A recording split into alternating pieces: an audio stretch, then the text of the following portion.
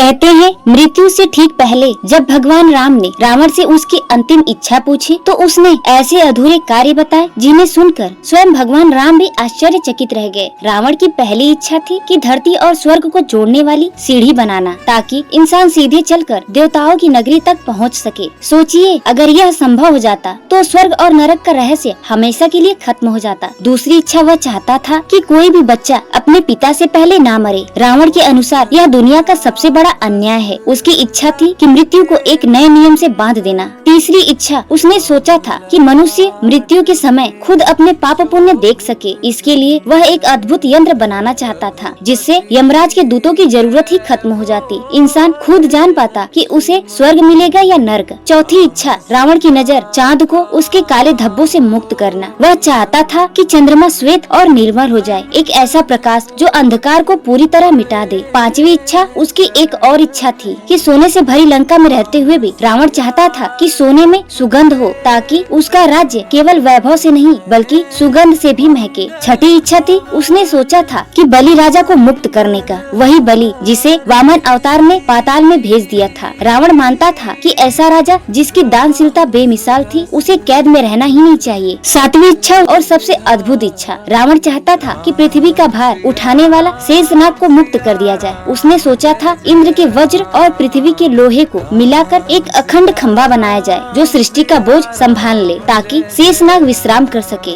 अब सवाल यह है कि अगर रावण सच में यह काम पूरे कर देता तो क्या हम आज की दुनिया को पहचान भी पाते हैं? अगर आपको लगता है कि रावण सिर्फ नायक या खलनायक नहीं बल्कि एक रहस्य था तो कमेंट में जय श्री राम अवश्य लिखें और इस वीडियो को अपने दोस्तों को ज्यादा से ज्यादा शेयर करें।